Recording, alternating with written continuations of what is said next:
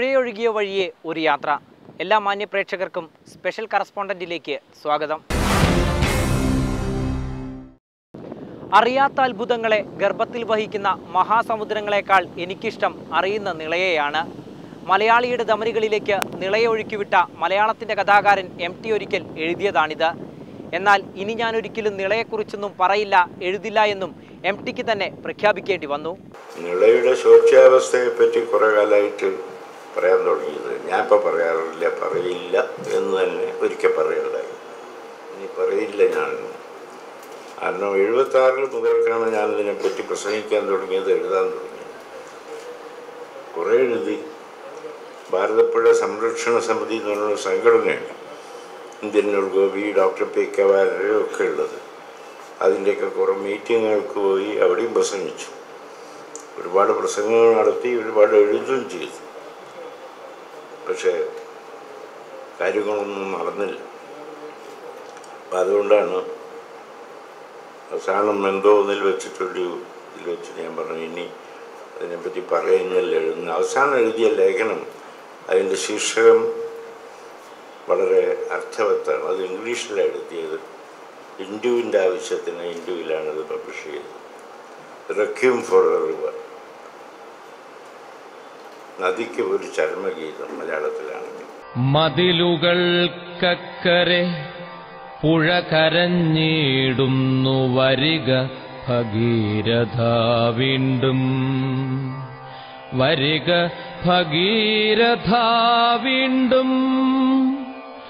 വാമനന്മാരായളന്നളന്നവരെൻ്റെ തീരങ്ങളിൽ വേലി ചാർത്തി. വേദന, പാരതന്ത്ര്യത്തിൻ്റെ വേദന, പോരൂ ഭഗീരഥ വീണ്ടും. നിള മാത്രമല്ല, സംസ്കൃതിയുടെ പ്രവാഹമായ ഓരോ നദികളും വറ്റിവരളുമ്പോൾ സംസ്കൃതി നശിക്കുമെന്നോർമ്മപ്പെടുത്താൻ ആരെങ്കിലുമൊക്കെ ശേഷിക്കണം. സംസ്കൃതി രൂപമെടുത്തത് നദീതടങ്ങളിലാണ് എന്ന് ചെറിയ ക്ലാസ്സുകളിലെ ചരിത്ര പാഠപുസ്തകങ്ങളിൽ പോലും കണ്ട ഭാവമില്ലാതെ ഒരു വശത്ത് മനുഷ്യൻ നദികളെ വിഷവാഹിനികളാക്കിക്കൊണ്ടിരിക്കുന്നു. നദികളുടെ നാശം സംസ്കൃതിയുടെ നിലനിൽപ്പ് തന്നെ അപകടത്തിലാക്കുമ്പോൾ സംരക്ഷണത്തിനായി അടിയന്തര നടപടികൾ സ്വീകരിച്ചേ തീരൂ.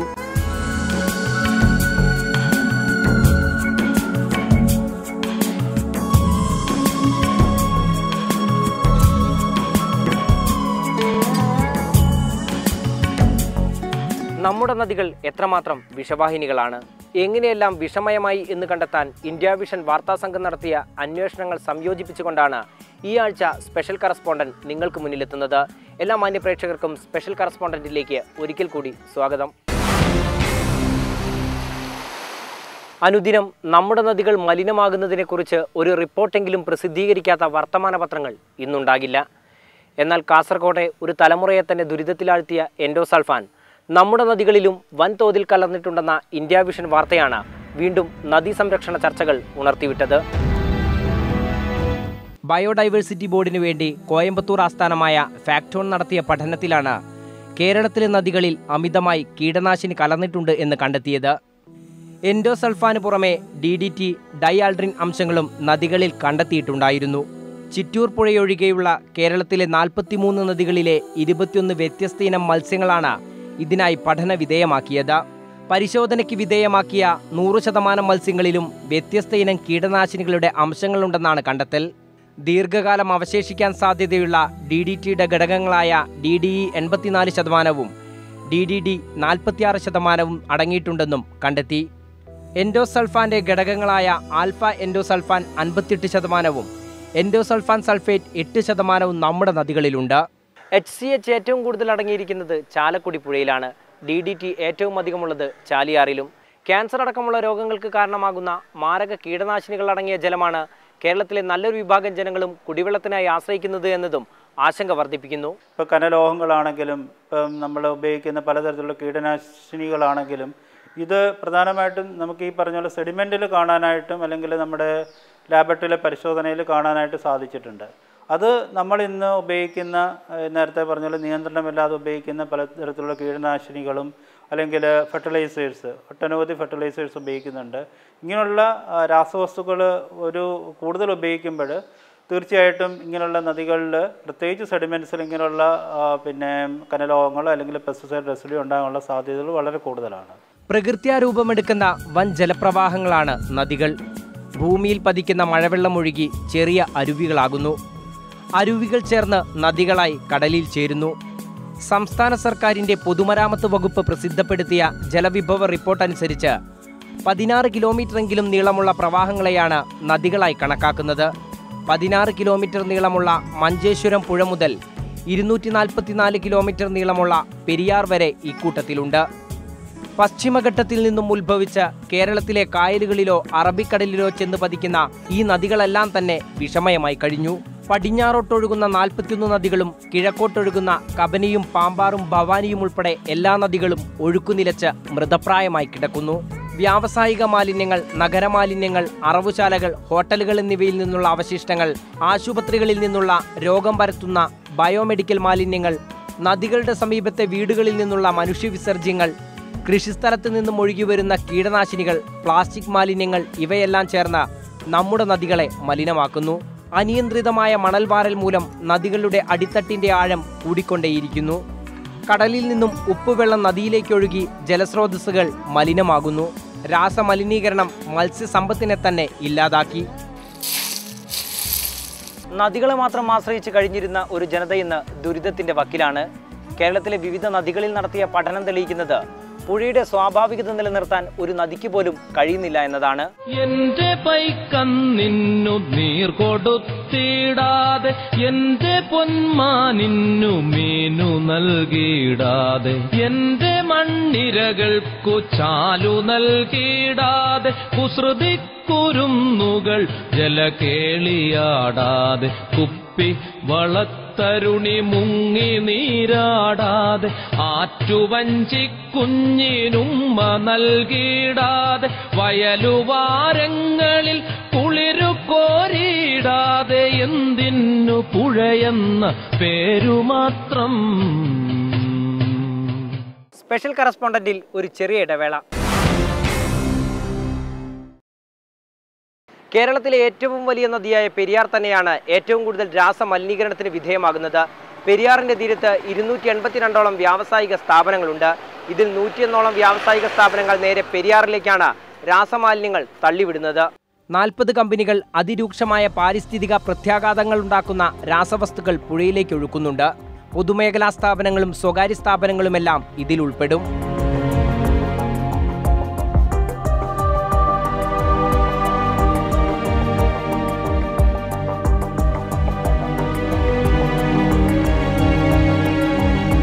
DDT, എൻഡോസൾഫാൻ ഉൾപ്പെടെയുള്ള കീടനാശിനികൾക്കൊപ്പം ഘനലോഹങ്ങളായ കാഡ്മിയം, ക്രോമിയം, സിങ്ക്, സൾഫർ തുടങ്ങിയവയുടെ അളവും വെള്ളത്തിൽ ക്രമാതീതമായി ഉയർന്നിട്ടുണ്ട്. ഇത് മത്സ്യങ്ങളുടെ വംശനാശത്തിന് ഇടയാക്കി. ഇത്തരം മത്സ്യങ്ങളിലൂടെ രാസപദാർത്ഥങ്ങളുടെ അംശങ്ങൾ മനുഷ്യരിലേക്കും എത്തുന്ന കാലം വിദൂരമല്ല.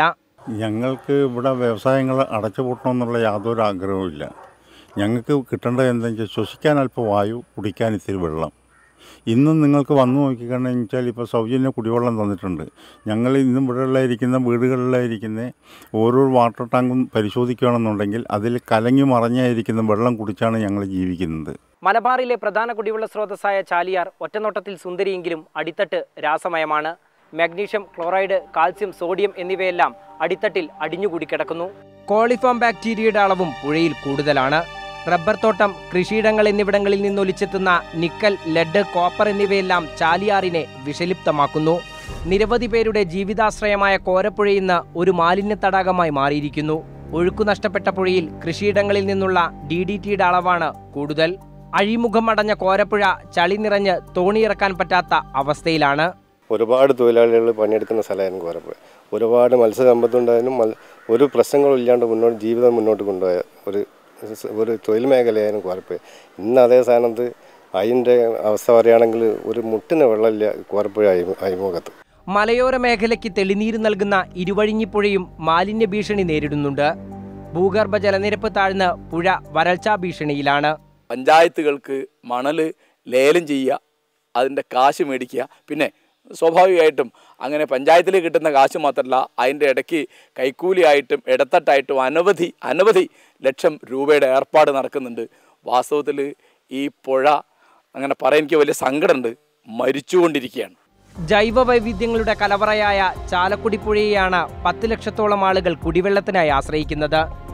104 അപൂർവ ഇനം മത്സ്യങ്ങളുള്ള ചാലക്കുടി പുഴയിൽ കാഡ്മിയം, കോപ്പർ, ലെഡ്, നിക്കൽ എന്നിവ അളവിൽ കൂടുതലാണ് എന്ന് CWRDM നടത്തിയ പഠനം കണ്ടെത്തിയിട്ടുണ്ട്. ഈ പ്രദേശക്കാർ മുഴുവൻ കുടിക്കാനായിട്ടും കുളിക്കാനായിട്ടും ഉപയോഗിച്ചുകൊണ്ടിരുന്ന ഈ പുഴയാണ്. ഇവിടെ എന്ന് വെച്ചാൽ മുഴുവൻ ആദ്യം മണൽ നിറഞ്ഞൊരു പ്രദേശമായിരുന്നു. ഇപ്പോൾ ഈ കമ്പനി ഇവിടെ വന്നതിൽ പിന്നെ രാത്രി രാസമാലിന്യങ്ങൾ വെള്ളത്തിലെലിയാത്തത് തുറന്ന് വിട്ടിട്ട് അനധികൃതമായി പൈപ്പ് സ്ഥാപിച്ചിട്ടുണ്ട്. പിന്നെ കമ്പനിയുടെ പൾപ്പ് വേസ്റ്റ് ഒരു രാത്രി കാലം കൂട്ടി വെച്ചിട്ട് രാത്രി മഴ പെയ്യുമ്പോഴും അല്ലാത്തപ്പോഴും ആളുകൾ കാവൽ നിന്നിട്ട് പുഴയ്ക്ക് തള്ളിവിടുകയാണ്. നീറ്റ ജലാറ്റിൻ പോലുള്ള വ്യാവസായിക സ്ഥാപനങ്ങളിൽ നിന്നുള്ള മാലിന്യവും ആതിരപ്പള്ളി വിനോദസഞ്ചാര കേന്ദ്രത്തിൽ നിന്നുള്ള മാലിന്യവും ചാലക്കുടി പുഴയെ നശിപ്പിക്കുന്നു. ഈ പുഴയിൽ ഈക്കോളി ബാക്ടീരിയയുടെ അളവ് 70% ലിൻഡൈൻ, DDT, ആൾഡ്രീൻ തുടങ്ങിയ കീടനാശിനികളും പുഴയിലുണ്ട്. കണ്ണൂരിലെ വളപട്ടണം പുഴയെ മലീമസമാക്കുന്നത് നെയ്ത്തുശാലകളിൽ നിന്നും ഫാക്ടറികളിൽ നിന്നുമുള്ള രാസമാലിന്യങ്ങളാണ്. മെർക്കുറി, DDT, ക്ലോറൈഡുകൾ, സൾഫേറ്റുകൾ എന്നിവയെല്ലാം പുഴയിൽ വേണ്ടുവോളമുണ്ട്. ഈക്കോളി ബാക്ടീരിയ ഉൾപ്പെടെയുള്ള മറ്റു മാലിന്യ ഭീഷണികൾ വേറെയും. കോഴി വേസ്റ്റും അതുപോലുള്ള അറവ് മാലിന്യങ്ങളും കൊണ്ട് തളർന്നു തന്നെയാണ്. രാത്രികാലങ്ങളിൽ അഡീഷണലായിട്ട് ഇവിടെയുള്ള സ്വകാര്യ ആശുപത്രിയിൽ നിന്ന് മലിനജലം ടാങ്കറിൽ കൊണ്ടുപോയിട്ട് ഇവിടത്തേക്ക് തള്ളുന്നുണ്ട്. കേരളത്തിലെ നദികളുടെ പൊതുചിത്രത്തിന് ഉദാഹരണം മാത്രമാണ് മേൽപ്പറഞ്ഞവ. സംസ്ഥാനം കടുത്ത വരൾച്ചയിലേക്ക് നീങ്ങുന്നതിൻ്റെ സൂചനകൾ കാലാവസ്ഥയിലും കണ്ടു തുടങ്ങിയിരിക്കുന്നു. വിവിധ ജില്ലകളിൽ ലഭിക്കേണ്ടുന്ന മഴയുടെ അളവ് ക്രമാതീതമായി കുറഞ്ഞു. കേരളത്തിലെ പ്രധാന ഹൈറേഞ്ച് മേഖലകളായ ഇടുക്കിയും വയനാടും ഈ വർഷം മഴക്കുറവിനാൽ വീർപ്പുമുട്ടും. സംഭരണികളിൽ ജലമില്ലാത്തതിനാൽ സംസ്ഥാനം പവർക്കട്ടിലേക്ക് നീങ്ങി. കുടിവെള്ളക്ഷാമവും ഭക്ഷ്യസുരക്ഷാ പ്രശ്നവും നമ്മെ കാത്തിരിക്കുന്നു. ഈ ഘട്ടത്തിൽ പുഴ വിഷമയമാകുമ്പോൾ നദീസംരക്ഷണത്തിന്റെ പ്രാധാന്യമേറുന്നു. നദികളെ സംരക്ഷിക്കാൻ നിയമസഭാ തലത്തിൽ ഇതുവരെ എന്തെങ്കിലും നടപടികൾ സ്വീകരിച്ചിട്ടുണ്ടോ? സത്യം പറഞ്ഞാൽ പ്രായോഗികമായിട്ട് ഒരു നടപടിയില്ല. റിവർ മാനേജ്മെൻറ്റ് ഫണ്ടുണ്ട്. ആ റിവർ മാനേജ്മെൻറ്റ് ഫണ്ട് പരിസ്ഥിതി കമ്മിറ്റി ഭാഗികമായി പരിശോധന നടത്തിയപ്പോൾ കഴിഞ്ഞൊരു 15 കൊല്ലമായി കോടിക്കണക്കിന് രൂപയുടെ അഴിമതിയാണ് അതിൽ നടന്നിട്ടുള്ളത്. കിട്ടിയ റിപ്പോർട്ടുകളുടെ അവസ്ഥ കണ്ട് ഞങ്ങൾ ഞെട്ടിപ്പോയി. കാരണം കോടികൾ റിവർ മാനേജ്മെൻറ്റ് ഫണ്ടുള്ള ജില്ലയിൽ പല സ്ഥലത്തും ഇത് ആറ്റുവക്കിൽ മുളവെച്ച് പിടിപ്പിക്കാനും റെയ്ഡിനും ഒക്കെ ചെലവഴിച്ചു എന്നാണ് പറയുന്നത്. 15 വർഷമായി റിവർ മാനേജ്മെന്റ് ഫണ്ടിൽ അഴിമതി നടക്കുന്നു. വിജിലൻസ് അന്വേഷണം നടത്തി കുറ്റക്കാരെ കണ്ടെത്തണമെന്ന ആവശ്യവും ഉയരുന്നു. അടിയന്തരമായൊരു വിജിലൻസ് അന്വേഷണം ആവശ്യമാണെന്നുള്ള അഭിപ്രായക്കാരനാണ്. നദികളെ സംരക്ഷിക്കേണ്ട ഈ പണം വകമാറ്റി ചെലവഴിക്കുകയും ദൂർത്തടിക്കുകയും ചെയ്തതിൻ്റെ ഞെട്ടിപ്പിക്കുന്ന കഥകൾ ഏതാനും സമയത്തിനുള്ളിൽ കേരളത്തിൽ പുറത്തു വരാൻ പോവുകയാണ്. നമ്മുടെ നദികൾ എങ്ങനെ വിഷമയമായി എന്നതിനുള്ള ഉത്തരമാണ് നിയമസഭാ പരിസ്ഥിതി കമ്മിറ്റി ചെയർമാന്റെ ഈ വെളിപ്പെടുത്തൽ. ഇത്രമാത്രം ജലസ്രോതസ്സുള്ള കേരളത്തിൽ ഇവ സംരക്ഷിക്കാൻ പര്യാപ്തമായ ഒരു നിയമമില്ലാത്തതാണ് പോരായ്മ. നാഷണൽ വാട്ടർ പോളിസി നമ്മൾ റിവൈസ് ചെയ്തുകൊണ്ടിരിക്കുകയാണ് 2012. അത് എല്ലാ സംസ്ഥാനങ്ങളുടെ അഭിപ്രായം ഇപ്പോൾ ഗവൺമെൻറ് ചോദിച്ചിട്ടുണ്ട്. ഈ ഒരു വാട്ടർ പോളിസിയിൽ വളരെ ശ്രദ്ധേയമായൊരു കാര്യം എന്ന് പറഞ്ഞാൽ വാട്ടർ പോളിസി പറഞ്ഞിരിക്കുന്നത് ഇതുപോലെ നദികൾ പ്രൊട്ടക്റ്റ് ചെയ്യാനായിട്ടുള്ള വേണ്ട ഒരു ആക്ഷൻ പ്രോഗ്രാം എല്ലാ സംസ്ഥാനങ്ങളും സ്വീകരിക്കണം എന്നുള്ളതാണ്. ഇങ്ങനെയുള്ള പോളിസി നമുക്ക് ഡെവലപ്പ് ചെയ്യുമ്പോൾ തീർച്ചയായിട്ടും സംസ്ഥാനത്തും നമ്മുടെ നദികൾ സംരക്ഷിക്കാൻ വേണ്ട ഒരു ആക്ഷൻ പ്രോഗ്രാം ഉണ്ടാവുമെന്ന് തന്നെയാണ് നമ്മൾ പ്രതീക്ഷിക്കുന്നത്. കേരളത്തിലെ നദികളെക്കുറിച്ചുള്ള വാർത്ത വന്നപ്പോൾ നദീ സംരക്ഷണത്തിനായി സംസ്ഥാനത്ത് സ്റ്റാറ്റ്യൂട്ടറി അധികാരമുള്ള നദീതട അതോറിറ്റി രൂപീകരിക്കണമെന്ന ആവശ്യമുയർന്നു. ഇതിനായി നിയമനിർമ്മാണം നടത്തണമെന്നാവശ്യപ്പെട്ട് ഹരിത MLA-മാർ രംഗത്തെത്തി. നദികളെ സംബന്ധിച്ച് ഇന്ന് അവ്യക്തത നിലനിൽക്കുകയാണ്. ഒരു ഡസനോളം വകുപ്പുകളുടെ കൈകടത്തൽ മൂലം അനാഥമായി നിൽക്കുന്ന നിലയിലാണ് കേരളത്തിലെ നദികളുടെ സംരക്ഷണത്തിന്റെ ചുമതല. അതുകൊണ്ട് തന്നെ നദികൾ കയ്യേറ്റം നടക്കപ്പെടുകയും നദികൾ ഇല്ലാതാക്കുകയും മണലെടുക്കുകയും വിഷാംശമുള്ള മാലിന്യങ്ങൾ മുഴുവൻ നദികൾ തള്ളുകയും ചെയ്യുന്ന സാഹചര്യം നിലനിൽക്കുന്നു. അതിന്റെ അടിസ്ഥാനത്തിൽ കേരളത്തിലെ നദികളെ സംരക്ഷിക്കുന്നതിന് വേണ്ടി അർദ്ധ ജുഡീഷ്യൽ അധികാരമുള്ള സ്റ്റാറ്റ്യൂട്ടറി പദവിയുള്ള ഒരു അതോറിറ്റി നിർബന്ധമായും രൂപീകരിക്കണം. അതിനാവശ്യമായ നിയമനിർമ്മാണം കേരള നിയമസഭയിൽ നടക്കണം. പ്രതിപക്ഷ യുവജന നേതൃത്വത്തിനും നദീ സംരക്ഷണത്തോട് യോജിപ്പ് തന്നെ. കേരളത്തിൽ ഇത്തരത്തിലുള്ള മാലിന്യങ്ങളൊക്കെ തടയുന്നതിന് വേണ്ടിയിട്ടുള്ള സംവിധാനങ്ങളൊക്കെ ഉണ്ടെങ്കിൽ പോലും ഈ സംവിധാനങ്ങളൊന്നും വളരെ ഫലപ്രദമായി വളരെ കാര്യക്ഷമമായി പ്രവർത്തിക്കുന്നില്ല എന്നുള്ളതാണ് നമ്മുടെ മുന്നിലുള്ള അനുഭവം എന്ന് പറയുന്നത്. ഇങ്ങനെ പോയി കഴിഞ്ഞാൽ നമ്മുടെ കേരളം ഇതിന് വലിയ വില കൊടുക്കേണ്ടി വരും. തീർച്ചയായും പാരിസ്ഥിതികമായ ഒരു അവബോധം കൂടുതൽ ജനങ്ങൾക്കിടയിൽ ശക്തിപ്പെടുത്തേണ്ടുന്ന ഒരു കാലഘട്ടമാണ് ഈ കാലഘട്ടം. പിന്നെ എന്തുകൊണ്ട് ഇത്രയും കാലമായിട്ടും കേരളത്തിന്റെ ജലസ്രോതസ്സുകളെ സംരക്ഷിക്കാൻ ആരും മുൻകൈയെടുത്തില്ല? ഇപ്പോഴത്തെ ഒരു അവസ്ഥ വളരെ ദയനീയമാണ്. കാരണം നദികൾ ആരുടെ ഉടമസ്ഥതയിലാണ് എന്ന കാര്യം തന്നെ സംശയത്തിലാണ്. കാരണം നദികൾ ഇപ്പോൾ ഒരു സ്ഥാപനത്തിൻ്റെയോ അല്ലെങ്കിൽ ഒരു സർക്കാർ സംവിധാനത്തിൻ്റെയോ കീഴിലല്ല. നദികളുടെ ഉടമസ്ഥാവകാശം പല സർക്കാർ സംവിധാനങ്ങളിലേക്ക് ഷെയർ ചെയ്യപ്പെട്ട അവസ്ഥയിലാണ്. സ്പെഷ്യൽ കറസ്പോണ്ടന്റിൽ ഒരു ചെറിയ ഇടവേള കൂടി. സംഘങ്ങളായി സംസ്കാര സഞ്ചയം പെറ്റു വളർത്തി പണിക്കാരിയമ്മ പോൽ പൂഴിപ്പരപ്പായി കാലം അതിനുമേൽ ജീവന്റെ വേഗ തുടിപ്പായി ഞാൻ വിത്തെടുത്തുണ്ണാൻ തിരക്കു കൂട്ടുമ്പൊഴി വിൽപ്പനയ്ക്കുന്നു ഞാൻ ഉൽപ്പന്നമായി. ഇനി യാഥാർത്ഥ്യത്തിലേക്ക് വരാം. കഥയിലും കവിതയിലും പ്രസംഗങ്ങളിലുമൊക്കെ നദികൾ ഇടർച്ചയില്ലാതെ ഒഴുകിക്കൊണ്ടേയിരിക്കും. ഈ അർത്ഥത്തിൽ എല്ലാവരും പരിസ്ഥിതിവാദികളാണ്. എന്നാൽ നദീ സംരക്ഷണം ആരുടെയും അജണ്ടയല്ല. സംസ്ഥാനത്ത് നദികളുടെ അവകാശം ഏത് വകുപ്പിനാണെന്ന് പോലും സർക്കാരിനറിയില്ല. 1 കിലോഗ്രാം മണൽ രൂപപ്പെടാൻ 200 വർഷമെങ്കിലും എടുക്കുമത്രേ. ഈ മണൽ റവന്യൂ വകുപ്പിൻ്റേതാണ്. ജലം ജലവകുപ്പിനും ടൂറിസത്തിനും വേണം. മത്സ്യം ഫിഷറീസിന് അവകാശപ്പെട്ടത്. വനമേഖലയാണെങ്കിൽ വനം വകുപ്പിന്.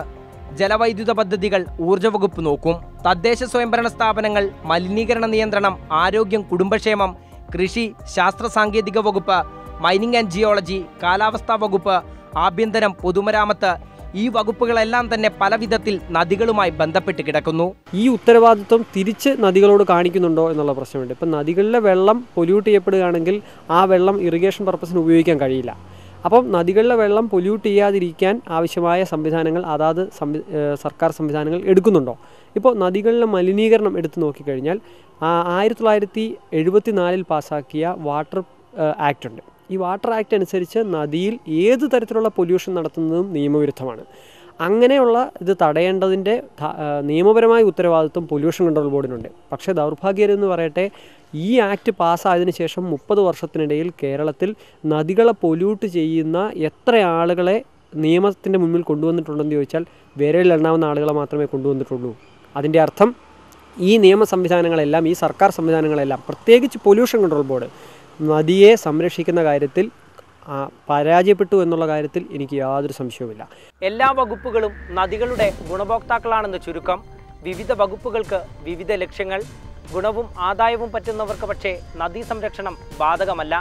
അതുകൊണ്ട് തന്നെയാണ് അന്തർ സംസ്ഥാന നദീജല കരാറുകൾ വഴി മറ്റ് സംസ്ഥാനങ്ങൾ നമ്മുടെ നദികളിലെ ജലം ഊറ്റിക്കൊണ്ടുപോകുന്നതും.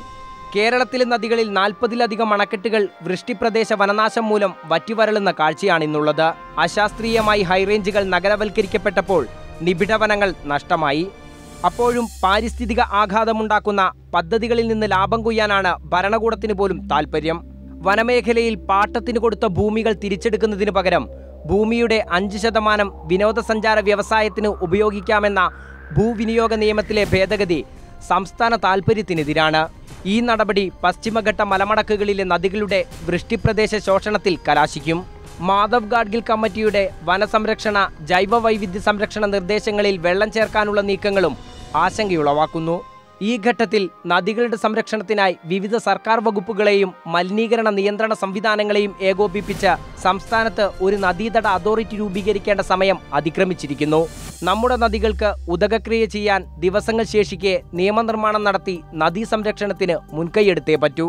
രാഷ്ട്രീയക്കാർ മാത്രമുള്ള ഒരു അതോറിറ്റിക്ക് ഒരിക്കലും നമ്മുടെ നദികളെ സംരക്ഷിക്കാനാവില്ല. അതാകുമെങ്കിൽ നദികൾ ഇങ്ങനെ ആകില്ലായിരുന്നു. നദികൾക്ക് നിയമപരിരക്ഷ നൽകുക എന്ന അവസാന ശ്രമമാണ് ഇനി ബാക്കിയുള്ളത്. പ്രായോഗികമായി അടിയന്തരമായിട്ട് ഈ നദികൾക്ക് വേണ്ടി അതോറിറ്റി രൂപവൽക്കരിക്കണം. ഇതിൻ്റെ സംരക്ഷണത്തിന് ഒരു നിയമം കൊണ്ടുവരണം.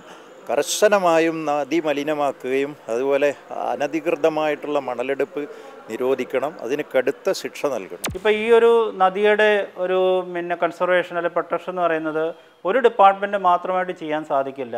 എല്ലാ ഡിപ്പാർട്ട്മെൻറ്റും ചേർന്നിട്ട്, ഉദാഹരണത്തിന് കേരള സ്റ്റേറ്റ് ഇലക്ട്രിസിറ്റി ബോർഡ്, അല്ലെങ്കിൽ വാട്ടർ റിസോഴ്സസ് ഡിപ്പാർട്ട്മെൻറ്റ്, അല്ലെങ്കിൽ CWRD പോലുള്ള റിസർച്ച് ഓർഗനൈസേഷൻ, പിന്നെ പഞ്ചായത്ത് അല്ലെങ്കിൽ മുനിസിപ്പാലിറ്റി. അപ്പോൾ ഇങ്ങനെയുള്ള എല്ലാ ഡിപ്പാർട്ട്മെൻറ്റ് ഏജൻസീസും കൂടെ ഒരു കോർഡിനേറ്റഡ് ഒരു എഫേർട്ട് ഇട്ടിട്ട് മാത്രമേ ഇങ്ങനത്തെ നദികളുടെ സംരക്ഷണത്തിന് സഹായകരമാവുള്ളൂ. ഈ പറയുന്ന സ്റ്റാറ്റ്യൂട്ടറി ബോഡികളെല്ലാം ഒത്തുചേർന്നുകൊണ്ട് ജുഡീഷ്യൽ അധികാരങ്ങളുള്ള നദിയെ സംരക്ഷിക്കാനുള്ള ഒരു സംവിധാനം സംസ്ഥാനത്ത് നിലവിൽ വരിക എന്നുള്ളത്, അത് കൊണ്ടുവരുന്നതിലേക്കായിരിക്കണം പൊതുജനങ്ങളുടെ ഒരു പ്രഷർ ഉണ്ടാവേണ്ടത്. ഒരിക്കലൊഴുകിയ ജലത്തിന് തിരികെ ഒഴുകാനാവില്ല. ജീവന്റെ പച്ചപ്പ് നിലനിർത്തുന്ന ഈ പ്രവാഹങ്ങൾ സംരക്ഷിച്ച് നമുക്ക് വരും തലമുറയോട് നീതി പുലർത്താം. ഈ ഒഴുക്ക് നിലയ്ക്കാതിരിക്കാൻ ബന്ധപ്പെട്ടവർ കണ്ണു തുറക്കുമെന്ന് പ്രതീക്ഷിക്കാം. സ്പെഷ്യൽ കറസ്പോണ്ടന്റ് ഇവിടെ പൂർണ്ണമാവുന്നു. നമസ്കാരം. നീരുവിറ്റമ്മതൻ മാറുവിറ്റു ക്ഷീരവും കറവ കണക്കുപെറ്റു ഇനി വരും നൂറ്റാണ്ടിലൊരു പുസ്തകത്താളിൽ പുഴയെന്ന പേരെന്റെ ചരിതപാഠം.